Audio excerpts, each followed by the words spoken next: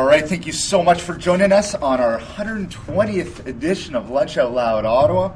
I'm all alone today as Andrew is dealing with a sick baby and a sick wife, so I hope they're all getting better. And Andrew, we'll get you back next week. It's going to be a lot of fun with Elena next week. Anyways, before we get to our very special guest, Mr. David Gourlay. Why don't we check this out?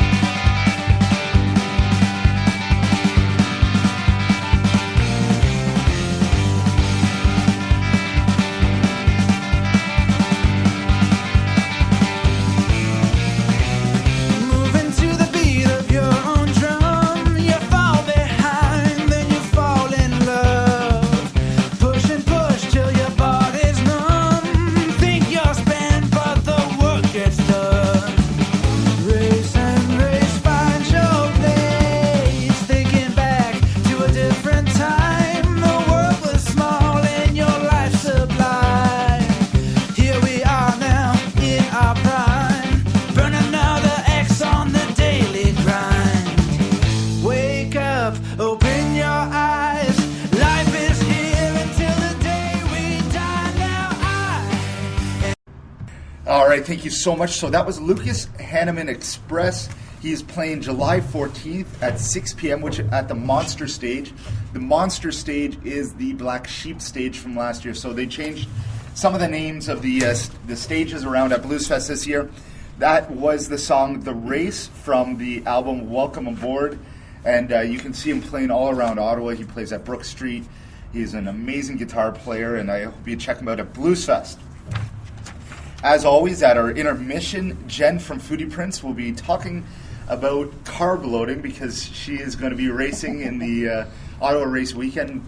This is my favorite weekend of the year. Yeah, this weekend. That's right. Great League Garage Sale. You got baseball starts in Ottawa. Right.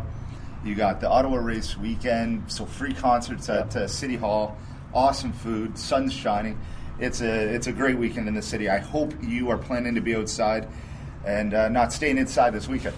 That's right. All right, so what better day to get David onto the show, because I'm a huge baseball fan, and I never thought I'd meet a bigger baseball fan than you. And that was, I met you maybe 3 years ago, 4 years ago. 3 years ago now, Nick, yeah. And you were the biggest baseball fan then because you would wear jerseys of every team. I never understood that. Yeah, I love the game, and I'm often asked, who's your favorite team? Of course, I'm a Montreal Expos fan, and when they left baseball and in the drama and the controversy of the Jeffrey Loria, John Henry, and Bud Selig move to Washington, I was one of the fans that got very bitter about baseball. Really? And absolutely. I mean, when you take your favorite team away, that really makes you quite. There's a lot of animosity towards it, and you think to yourself, well, I've invested all this time, and I've been a fan of baseball since I was a kid. I think back to Gary Carter, Andre Dawson, Tim Raines. I mean, those Expos teams had real personality, and I was very attracted to that as a kid. And I love the game. The game, it's a slow game, it's a fun game, it's a strategic game. There's a lot going on the field. The average fan doesn't necessarily realize that. Every single pitch, it's That's different. right. The pitches, the relationship between the pitcher, catcher, second baseman, the runner on first, third, the pitches, the pitch sequences, and all that kind of stuff. So since the Expos left, I'm a fan of the history of baseball. So I love the Pirates, the Indians, some of the teams that don't necessarily perform, well year in and year out, although the Pirates have had a great run over the last 3 years. And you're a big fan of Roberto Clemente, which was one of the greatest players of all time, top 10. And that's why it's so fantastic for the Champions to have Hal Lanier. Hal is the first person that I've met who met Roberto Clemente. Really? And he's right here in Ottawa. And Hal was telling me some great stories about what a gentleman Clemente was. Yeah. Everybody knows Clemente was one of the best hitters ever. But now I'm hearing stories about the man himself. He did so much charity work. He did. Right? Well, that's how he died. Yeah. He was taking supplies to Nicaragua. Plane went down. Body never recovered. It's just so sad. But here's Hal, managing the Ottawa Champions. independent professional team, talking about how he got hitting tips from Roberto Clemente. Really? Like the legend. Where did Hal play? Hal played for the San Francisco Giants and New York Yankees, among others. And he was, he never played with Clemente. He played against Clemente. Yeah. But Hal, you should have a discussion with him, Nick, because he played with Willie Mays, Orlando Cepeda, Juan Marichal, Willie McCovey. I mean, these are not just baseball names. These are American legends. Yeah. And their numbers retired. All their numbers retired. They're in the Hall of Fame. I mean, this is like top of the line.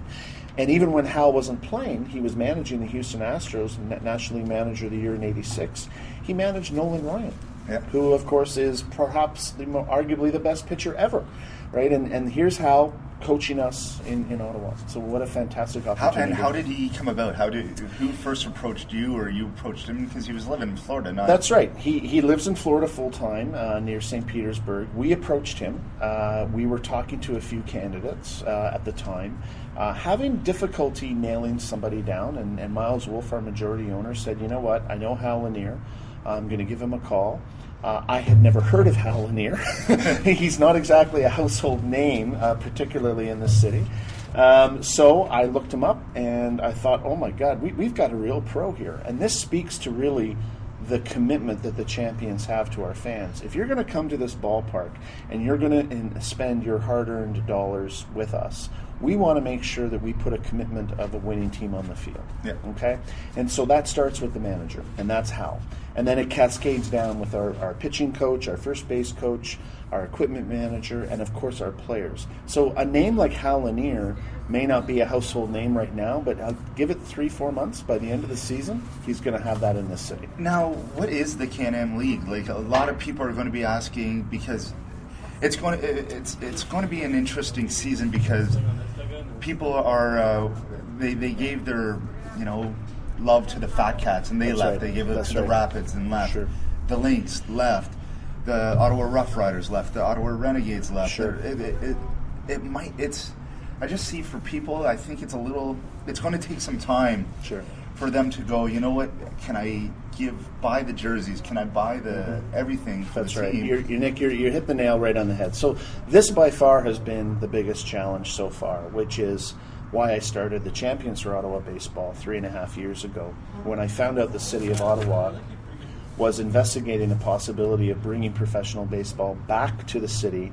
I approached the mayor, I approached councillors, I approached city staff, and I said, look, don't do this in a silo.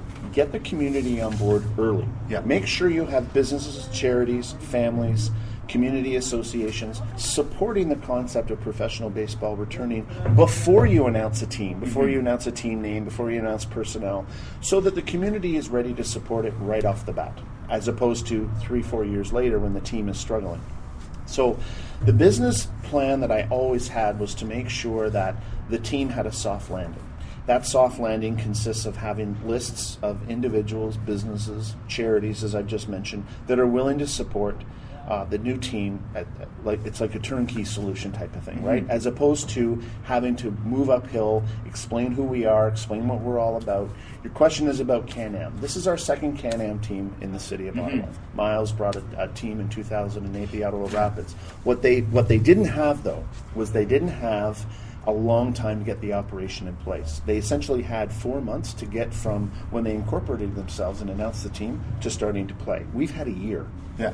Why did Miles think that? Why did he even do that in 4 months? Well, because is he the biggest baseball fan? Is he bigger than you? Well, he's been in the industry for 40+ years. Okay.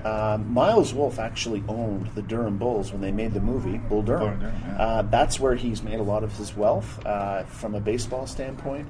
As you can imagine, Bull Durham. If you owned any part of the Durham Bulls at that time, your equity and your stake in that team is going to shoot through the roof. As he likes to tell, I think they made something like over $1 million in merchandise sales within about 2 weeks of the movie coming out. They're the only team that has a better stadium than their parent team. That's right, exactly. You hit the bull and win a steak, something like that.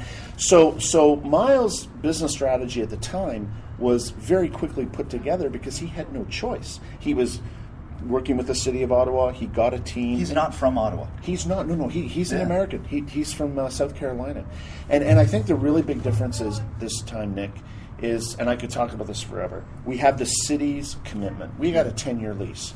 We are going to benefit from the Coventry Bridge overpass, which is linking us to transit. In 2018, that's going to be light rail. You can bike on it. We can bike on it as well. You can take the bus now. You can cross it over the Queensway as opposed to having to walk over the overpass, which was terrible. It was unsafe and it took forever, right? Yeah, so now we have that support. The city has now put $2 million of extra life cycle money into the ballpark, which you and I are seeing right now. It does look great. The team itself, we have invested just under $500,000 in new aesthetics. We're looking at our brand new video scoreboard. I'm going to be really honest here. Fans have been coming to baseball games in this ballpark for the past, let's say, 10 years, I think, since the Lynx left. And they see the same old scoreboard. They see the same old tired aesthetics of this ballpark. In a city of 1 million, it was unacceptable. And they say to themselves, there's no commitment from ownership, there's no commitment from past city councils to really embrace the game of baseball in this city. We have that now. That's why we're called the Ottawa Champions, because we have champions and we have supporters from across the city, starting with the city of Ottawa. And I give them full credit for that, by the way. When we signed a 10-year lease, that's when we knew we have a 10-year business plan. We're not just thinking about opening day in July and August. We're thinking about 10 years here. Yeah. We've got plans in place for the next year to 3 to 5 years, just to start, to build a sustainable equity base and to build a sustainable baseball business. That's what this is about. And it's not just going to be the champions playing here. There's still the National Capital Baseball League is still playing here. Absolutely. Which is a great, if anybody's listening, that doesn't think there's men's baseball and OSSC is the only option, it's not. Absolutely. I had a 125 batting average. There you go. Right before surgery. I couldn't. I was still injured. It was terrible. We actually played them. They're All-Stars on Tuesday night. Who won? They were here. We won. What was the score? I think it was 12-0. 12-0, really? Yeah. We went easy on them. So that's good. What is your role as a team, as president? Sure. So I'm a minority owner. I have a very small percentage stake of the team. I felt it was important for me to put my name on the ownership roster to give it that local flavor, because as we've said, Miles is not from Ottawa. He's certainly very familiar with our city, and I give Miles 100% credit. He has recognized that baseball belongs here. He is a great partner to work with. And we're very happy to have him back. And I think he recognized that we can really make a good go of this, because the conditions now are different. There's better conditions for success. So I'm also the team president. Miles asked me to take on a community leadership role. You can call me a community ambassador. I drive a lot of sales. I do corporate sales, things of that nature. It's important for me to leverage the relationships that I have in the community to support Ottawa baseball. Mm-hmm. So that's a lot of fun. I guess before we get to batting cages, who are some of the players on this team that people can relate to? So there's only one local one from Ottawa. How do you get players to come to Ottawa to invest, move away from their homes and everything? Well, it's hard to do. So when we hired Hal was living in Florida at the time. We introduced Hal. We flew him up to Ottawa. We introduced him in November, just across the way here at the conference center. Which restaurant did you bring him to? Which restaurant? I don't think we brought. It was an in-and-out trip, but we introduced him over here at the conference center.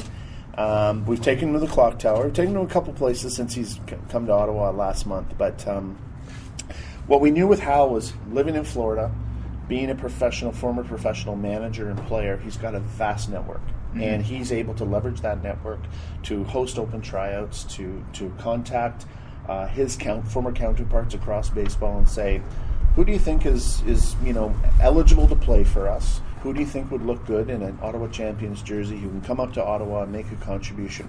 There's a couple nuances we need to identify here.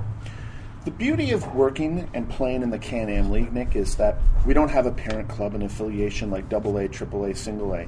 The community can become attached to our players, and for the most part, sometimes there's some trades, which everybody understands. For the most part, those players are not here for 2 weeks and then just gone. Mm-hmm. If you're playing in the Detroit Tigers organization and you're in Erie, you're wherever you are, you become attached to a Carlos Pena or whoever, they're gone after 2 weeks or 3 weeks because there's no control. As a fan, you